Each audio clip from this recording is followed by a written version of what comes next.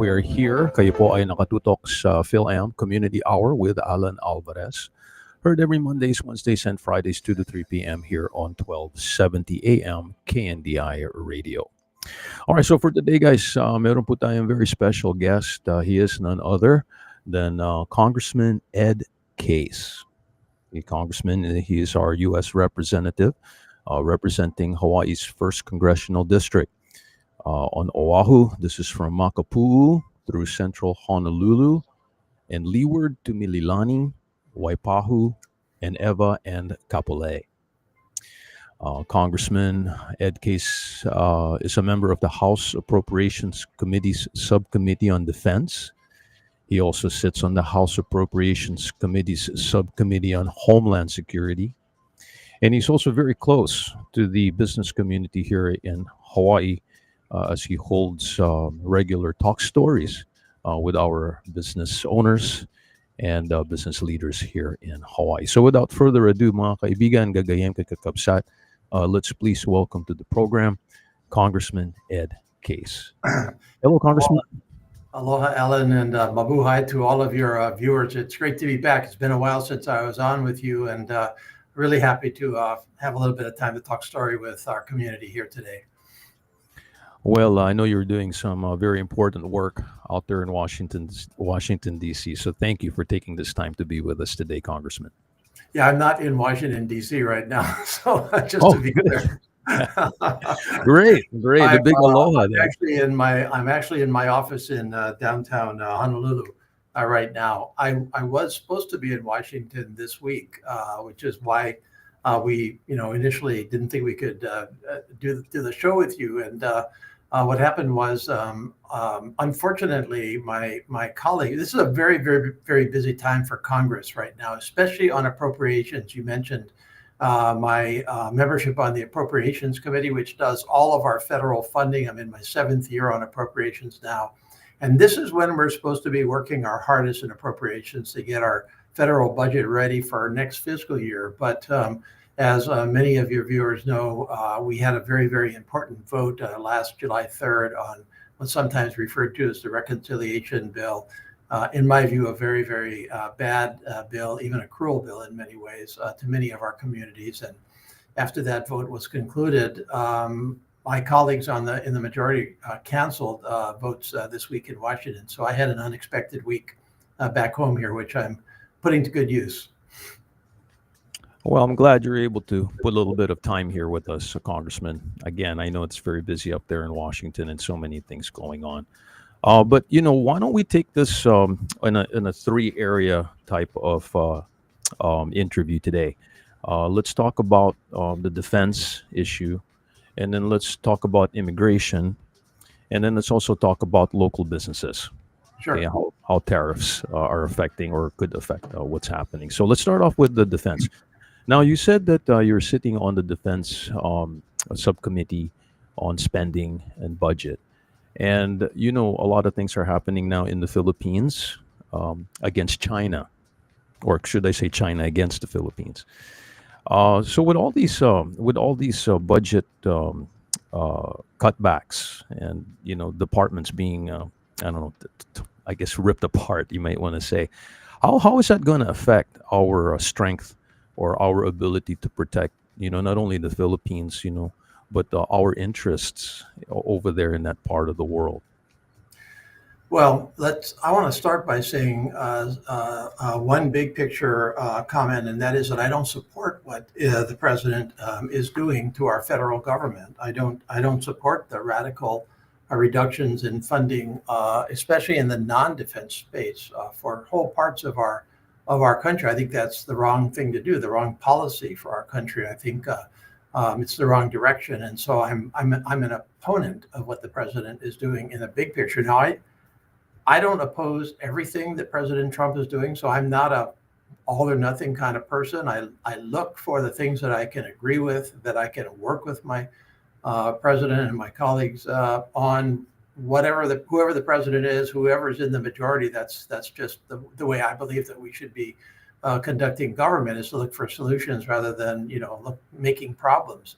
However, on the broad level of the federal budget, I'm not on the same page as the president. And I think that this has a direct impact on our country's ability to defend ourselves.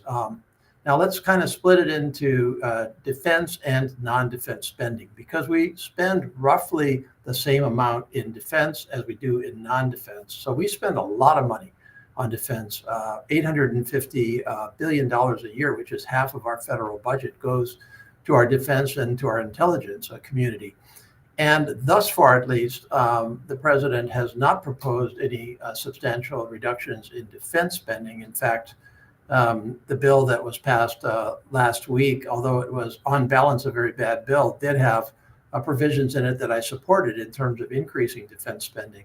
And the reason that we are doing that is because we continue to have a very, very formidable adversaries out there in the world. Russia, of course, Iran, and the number one adversary that we have is the People's Republic of China, the PRC, which is our pacing geopolitical challenge, that, in other words, the largest challenge that we face today.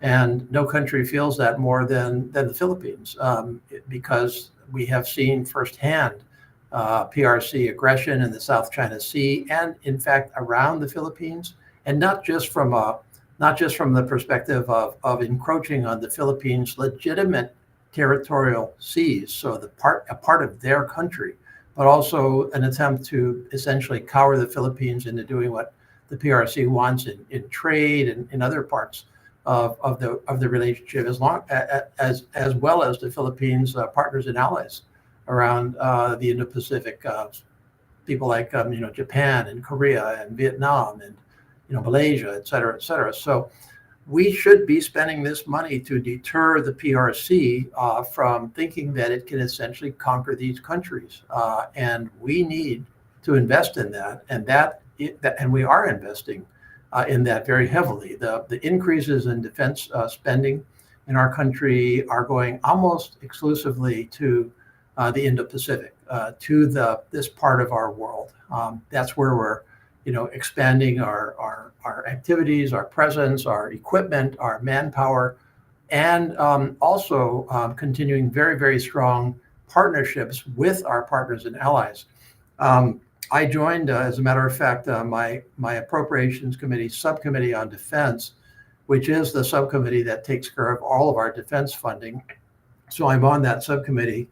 4 of us went from that subcommittee to the Philippines just in April.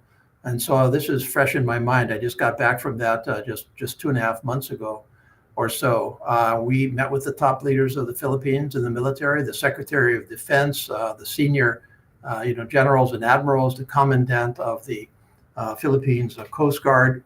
We actually went out for 1 day on a patrol aircraft and overflew Second Thomas Shoal and other contested parts of the West Philippine Sea, as it's known, of course, in the Philippines.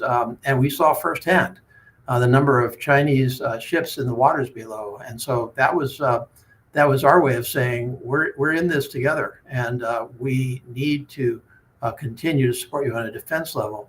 Now, I will say also that defense is not just about military hardware and the size of your military forces and your technology and all the rest of that defense spending, but non-defense is very much about national security. And there, the president, I think, is doing exactly the wrong thing, because he is significantly reducing, or trying at least to significantly reduce, whole parts of our foreign assistance budget that have nothing to do directly with defense. For example, the U.S. Agency for International Development, which accounts for somewhere around 25% of the foreign assistance by all countries into the Philippines, is our foreign assistance through agencies like USAID. And of course, the president is trying to eliminate that. He's trying to slash the State Department budget significantly. He's trying to, wipe out, radio free, whatever. He's taking whole areas that I think are exactly the wrong way to go. I think to work with our friends and partners and allies to counter aggression by our adversaries, we have to go down a number of different paths, and they're all interrelated. So you can't just do it by defense alone. You've got to do trade, which we'll talk about later.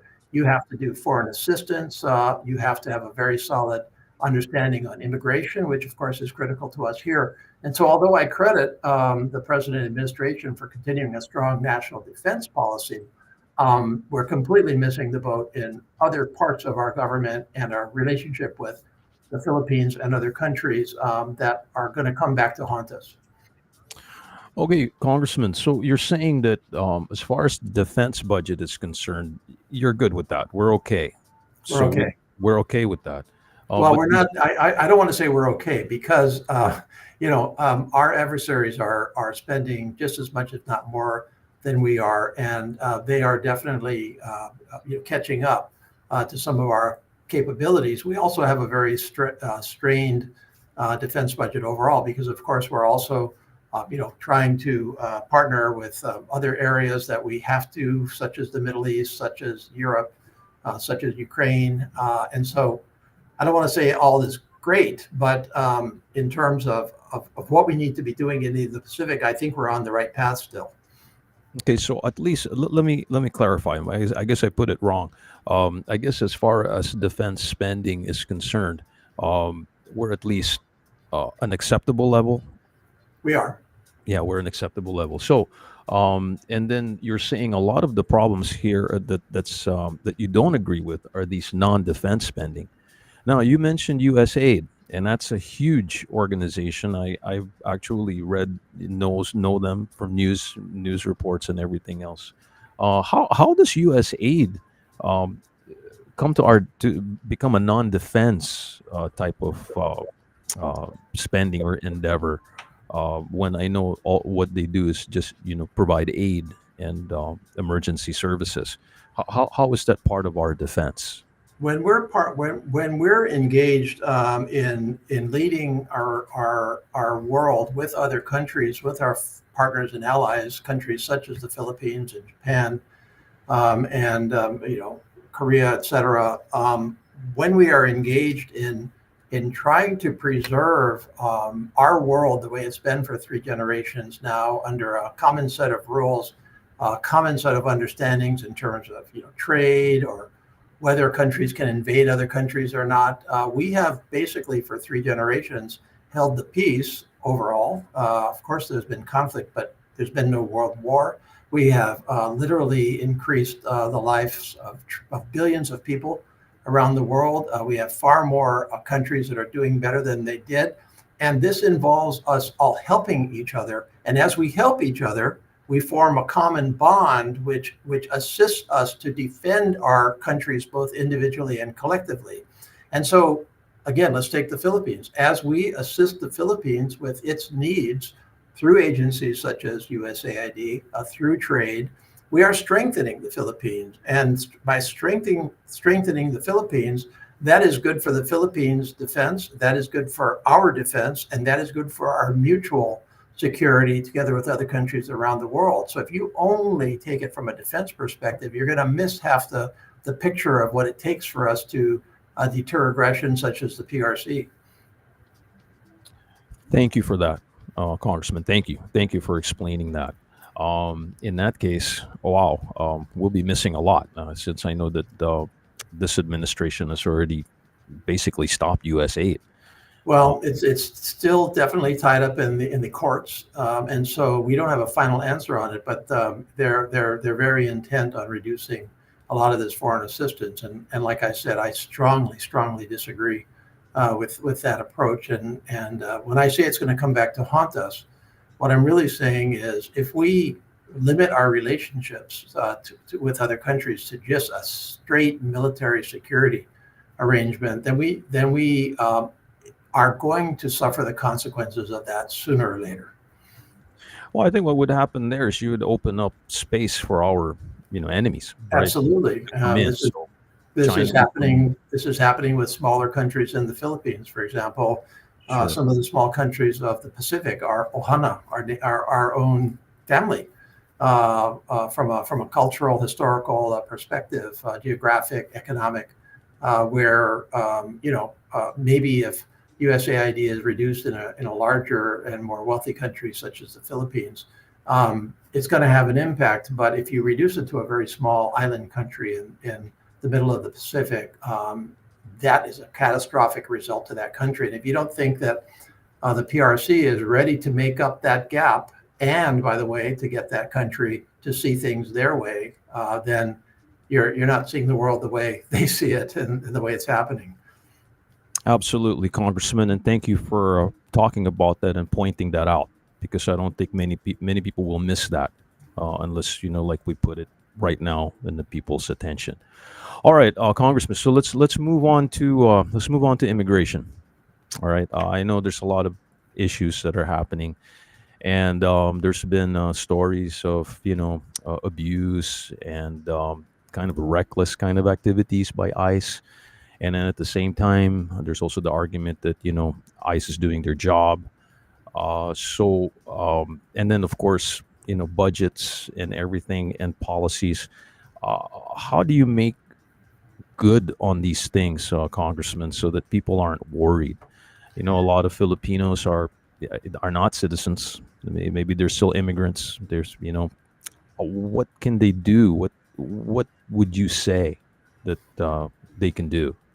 Well, a couple of things I would say. I think first of all, our immigration system is not functioning the way any of us want it to function right now. It's been functionally broken for a long time. Broken in a lot of different ways.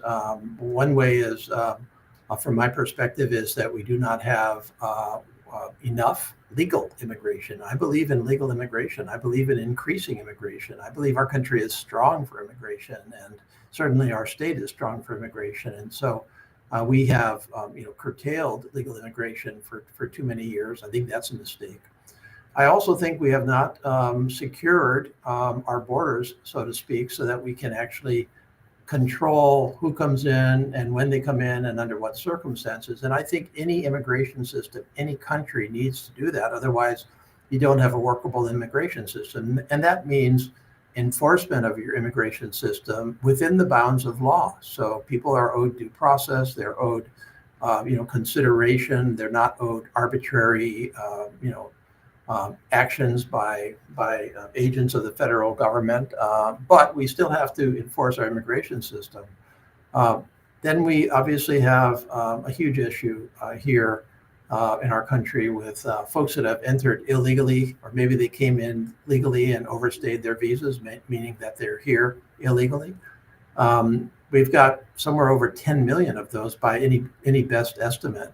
That's a huge number, and we obviously, I don't believe, can or should simply deport everybody that's 11 plus million people in our country. I think that's very difficult on a number of factors. So what is the right policy answer to that? What is the pathway to citizenship for those that have been here for a very long time and conducted themselves in accordance with our laws? And then finally, we have some very, very difficult issues, for example, with the very young children of people that came in illegally, who have lived their entire lives for all intents and purposes as American citizens. Aren't they owed some pathway to citizenship, the so-called DACA people in our country?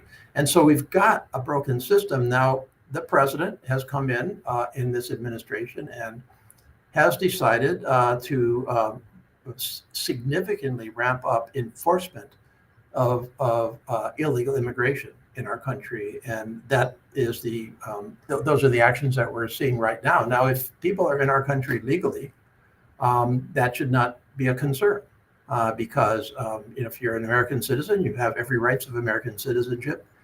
If you are here legally and in acting in compliance with the law under a green card or a visa, there should be no problem. But certainly, I would say, and I say this, bluntly, I suppose, there is a much higher level of scrutiny on not just illegal immigration, but on folks that may have come here legally but have gotten in trouble with the law for whatever reason, far more subject to deportation. So I think my first piece of advice is, first of all, don't get anywhere close to getting in trouble with the law. If you're a U.S. citizen, don't do it anyway. But if you're here legally on a green card or somewhere else, there's going to be at least for this administration, a much lower tolerance of breaking the law. And then I think the final thing that, and I'm sorry to have to say this, but it's my honest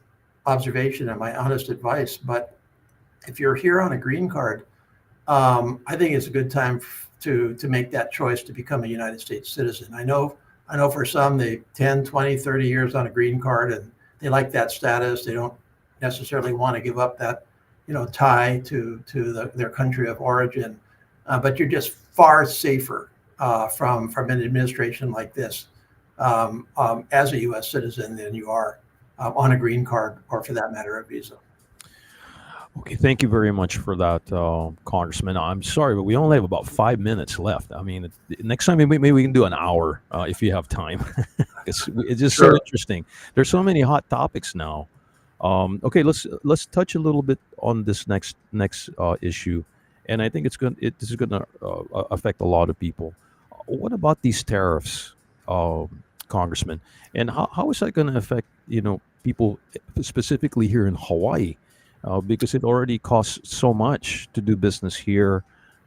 It's just taxes and everything else, and then now you're putting in tariffs. What can we do, Congressman, to prepare ourselves when this thing is coming or has come? Look, I'm not going to sit here and try to project what this president is going to do. I think if anything we know by now, it's that it's very unpredictable, very uncertain, and I don't know, and I don't think anybody else knows. I'm not sure the president knows where this set of high tariffs and trade war is going to end up. I don't agree with his actions to start an international trade war and to slap higher tariffs on hundreds of countries. And I certainly don't agree with doing that with our friends and allies. And so the people that we, have to hang together with in terms of an economy, in terms of national defense, in terms of leading the world. And again, I include countries like the Philippines and Australia and, Europe and others throughout the world. I don't think the right way to maintain friends and alliances is to slap huge tariffs on them to bring their products into our market. So I fundamentally disagree with what the president is doing. And we saw just today, as a matter of fact, the president sent a letter to President Marcos not proposing, but announcing that the tariffs on Philippine goods coming into our country would be increased from 17% today to 20%. Now, maybe that's a negotiation between the president and the Philippines, and maybe that's where it's going to go. But I don't think that's very well received in the Philippines, and I don't think that's the right way to do it. Nonetheless, and by the way, I would also note something that gets lost in all of this, and that is the president, under our Constitution and our laws, is not supposed to be the part of our government that decides what tariffs are and are not. That is supposed to be Congress. Congress is supposed to conduct trade here. And Congress is not weighing in on this. And so how do businesses here react to this? Well, I think the reality is, first of all, these tariffs, if your goods originate in another country, or if they flow, to the continent and they're changed into the final product and come here to Hawaii, I don't have a magic bullet answer for you. Of course, your costs are going to increase because that tariff is going to be passed through. So I think the best advice I can give is to be very cautious in terms of your business dealings, not to get overextended. Try to negotiate with your suppliers, try to maintain your supply chains, and try to anticipate as much as you can what the consequence is going to be, because there is going to be a consequence, and it's going to flow through. Even if it doesn't, even if somehow we make a deal that's a free trade deal or something like that, okay, great. We all got a gift at that point. But until we know that, I think you have to be really, really cautious. All right, Congressman, I'm so sorry. We're out of time. Perhaps when you come back or when you have a few minutes, we can do this when you're in Washington, but I know you're probably really busy out there. I want to thank you, Congressman, for, just touching base and shedding light on these main issues that are on people's minds, not just Filipinos, but just Hawaiians in general. And I wish you the best. Congress should be doing much more. I know that the Commerce Clause is a very powerful thing that could be implemented, but it's not being used. I'm only thinking that it's because it's a Republican-controlled Congress that's What? happening. Yeah. Um, One of the real tragedies right now is that my Republican colleagues in Congress, who are in the majority, are not providing a check and balance on this president, are not doing their jobs as a separate, independent, and co-equal branch of government, and that's very, very dangerous for our country when Congress does not do its job. Anyway, yes, we are out of time. I really appreciate your having me on, and I just leave this with you that if anybody has any questions or needs or assistance needed, case.house.gov, case.house.gov. That's the way into my office, and we welcome people to contact us. Mahalo. thank you so much, Congressman. Keep up the great work out there, huh? We're rooting for you. All right, you Okay. know we are. Okay, thank Thank you you so much. again. All right. Aloha. Congressman Ed Case, mga kaibigan, dito po sa ating programa. Maraming salamat po. Please stay tuned for Through the Bible right after this program with the Most Reverend J. Vernon McGee. And please let me give you the thought for the rest of the day. Respect your haters. They are the ones who think that you are better than them. Ito po si Allan Alvarez, mga kaibigan. Nagpapaalam, nagpapasalamat at nagsasabi na mabuhay ang Pilipino sa